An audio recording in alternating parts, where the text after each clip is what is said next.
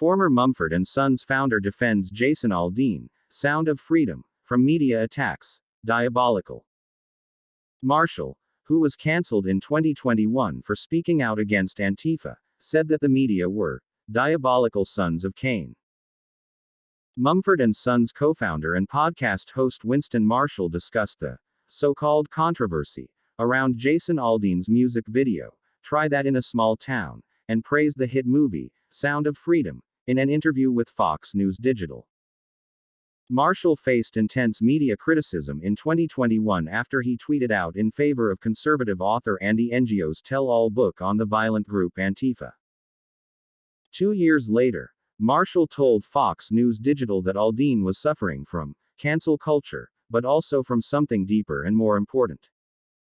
I think this speaks actually to something a bit more profound. I think this speaks to two versions of America, he said. One side of America sees race, slavery, as the original sin, and systemic racism in everything. The other side believes that it's possible to reconcile the dark history of America with the honorable, remarkable, brilliant history of America, he argued. The clash of those worldviews is difficult to watch, Marshall said, even as a non-American citizen and an outsider. I love this country, Marshall continued. And I'm frustrated to see the discord. Marshall argued that the reconciliation between those two competing visions of America has been accomplished in music before. Johnny Cash had a song called Ragged Old Flag. And in that song, he said, Cash tells the history of America, good and bad, and that's all tied in with the flag. But pro-America and pro-unity messages like that have been lost in the media feeding frenzy around Aldean's music video, Marshall said, pointing out that Aldean's video, song and lyrics all speak out against crime, against violence, against sucker-punching strangers in the street, against holding up liquor stores, against spitting at cops, against despoiling the American flag. The banjoist and musician spoke out on the cancel culture and free speech controversy surrounding Aldean's cancellation by the media. So, yes, there's a kind of culture thing here, and there is a free speech issue as well, which is that young artists who might agree with Aldean but don't have the money or clout will learn to self-censor, because, Marshall said, if they put their head above the parapet, there are consequences. And it's that unfortunately, there are gatekeepers in the music industry which keep between artists and the people.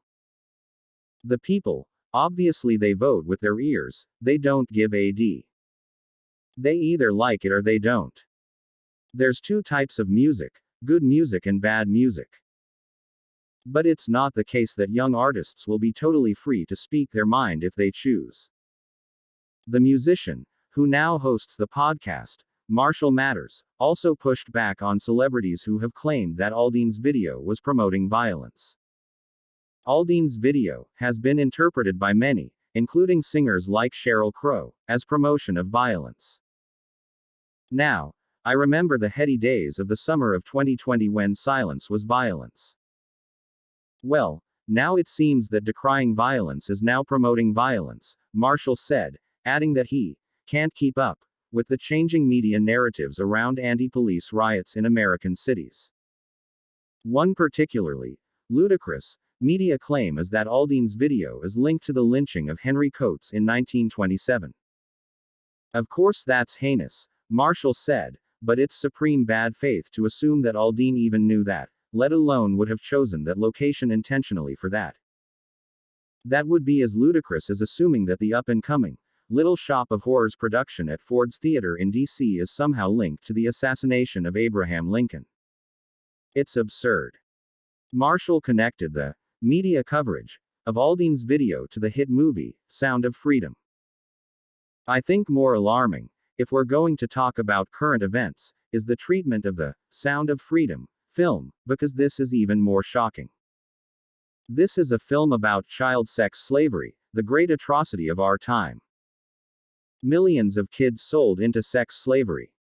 Sound of Freedom made waves across the country after it beat out the new Indiana Jones movie for top spot at the box office. Marshall said that he saw the film about a week ago. The whole theater was in tears and erupted into applause at the end, at the creation of this film, he said, recounting his experience. Now the media, the left-wing media, The Guardian, they just link it to QAnon. Rolling Stone has done something similar. Marshall was especially critical of a Vox review of the film that nearly equated child sex trafficking with right-wing, extremist propaganda. Sound of Freedom is ultimately a form of extremist propaganda, and that extremism is at least as dark and dangerous as the very thing Sound of Freedom wants to combat, Vox wrote in a story from July 14. Are you utterly insane? Marshall said, responding to the article. For me, that's where you see that some of the liberal media have just completely lost it. That, for me, is morally just so bankrupt that it beggars belief. I urge anyone to go and watch that film and then go and read the Vox .com review and not be startled and offended. It's just appalling. Marshall, who identifies as a liberal in a British sense, acknowledged that even those who consider themselves progressives are not always well represented by liberal media outlets. It might be the case that some of these rags, like Rolling Stone and Vox, are not really representing progressives and not really representing liberals. I'm not actually sure what their viewerships are.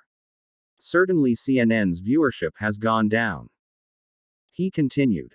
So it might be that they're so out of touch now that they don't really represent one side of America. They just represent an elite bubble of diabolical sons of Cain.